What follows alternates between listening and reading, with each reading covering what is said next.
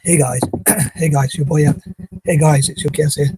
Hope everyone's well. Sorry, it took me about 3 takes to do that, but back with another video. Of course, been quite a stressful day for me, but overall I've got a fair few videos done. So hopefully, people out there will enjoy them, and hopefully some people will come along. But anyway, this video is like where I probably need help from you guys, the viewers, as with some of my previous videos, because I'd love to have your ideas and suggestions about what the best ways to help artists or authors from, if you like, developing countries, if you want to call it that, or as an anti-imperialist, perhaps countries that were colonized,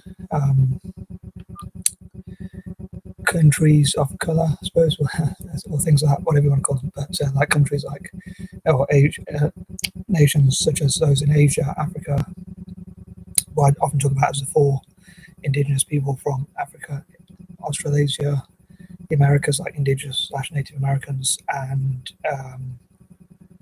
Asia, and also Ireland. So anyway, I'd love to know any of your opinions or ideas about how to support those people, like especially, let's say, young artists, or authors, whatever, that sort of thing, and also female or young girls to learn to become writers or things like that, or and women writers and things like that. Because I've partly because I wish to support or encourage people who have perhaps been oppressed or been through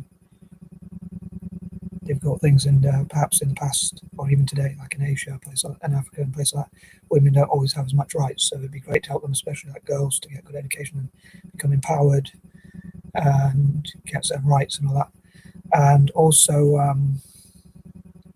like, because it's Women Writers Wednesday or something like that, I'd love to see from women of colour writing and mentoring each other as well, especially like women of colour from America or the UK or elsewhere, going to parts of Asia and Africa and places like that, mentoring, and again, Aborigines, Maoris, communities like that as well, which are disadvantaged, and helping those people, like, so like women of colour international network, for instance. I think that's one of my ideas. So sharing my ideas as well, but I'd love to hear from your ideas as well, as with any of my videos really. But so I'd love to know what you think the best ways to support such groups are. And I was thinking, like, obviously legal. Well, I say obviously legal. Everything I do, I try and do legally and ethically, which I've talked about before. Like the postcode for my local city is, or county is, LE. I won't say the full postcode, obviously, but so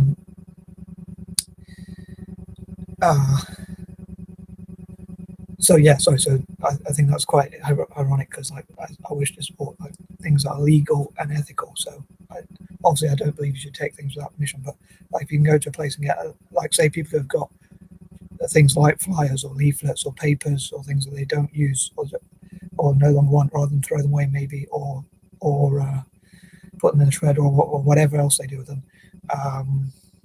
to send them to these groups, and like possibly like through shoebox appeals, through churches, mosques, whatever other religious group these things could be sent. So again, I'd love to know what you think about all these ideas, what your own ideas are. And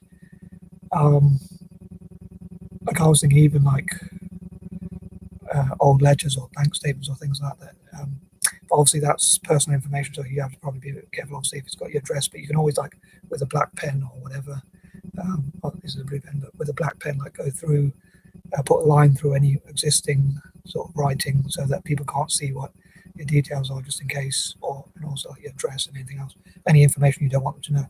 And you can still probably, rather than waste it, like, I see it as waste, but I don't know if waste is the right word, but to make the best possible use of it, basically. So but yeah, so I'd love to know what you think about that. Am I being naive, or are there better ways, or are there other ways, or is that one way? And then there could be probably other ideas as well. Obviously, as I say, everything you do, I think, should be done legally. But if you could get, like, say you get a flyer or a leaflet that you are going to use for yourself with the information, but on the back it's like a blank page on the back. They could use that to draw pictures on, or something like that, so children who are artists and all that, and then promote their work on, and then they could be encouraged to promote their work on Facebook or on Facebook groups or pages or whatever, on their personal profile, or have pictures online somewhere where it's on, of their drawings, like pictures or whatever, on the internet, make their own websites, or on YouTube, or on Twitter, Twitter, or Instagram or whatever. So yeah, so I thought I'd cover that idea and see what people think about my wacky ideas, and whether they think, well, they're quite good ideas. They're better than people think. Maybe, you never know. Sorry, my back's really killing me. And again, or do you think it's better to not? Do you think there are better ideas, or that there are better way? And another thing I'd love to say is what are the best uses of things, like what of any material object, what could that be used for? If you know what I mean, to make the best utilized in the best possible way. Again, I'd love to know what you think, and whether that sounds too crazy. Yeah, so I'd love to support girls to become writers and authors. Sorry, writers/authors, artists, and whatever, and to be empowered and be supported in education. I'm not a big fan of academia, but it's better than being on the street, obviously. And obviously, we do need academics in some areas, like doctors or whatever. But and not everyone wants to do the same area, like work in the same area. So, like not everyone wants to be, say, an entrepreneur or a doctor or whatever. Some want to be doctors, some want to be lawyers, some want to be entrepreneurs, some want to be something that might not need any qualifications, some might want to be something that needs a lot. Like I think writers, you might not necessarily need a lot of academic education, but obviously some people say you got to read other people's work, because that's going to give you ideas. But I don't know if that's true or not, but I've heard of dyslexic people who are authors as well. So people, as I've talked about with people in Africa and Asia, there are dyslexic writers and authors, writers/authors or whatever. There's certainly dyslexic artists and all that. So as ever, I'd love to hear what you think, and I think if I think of anything else, I'm going to post it in the comments. I think that's about it. So again, please post any comments, ideas, suggestions, feedback, questions, or whatever else you want to comment.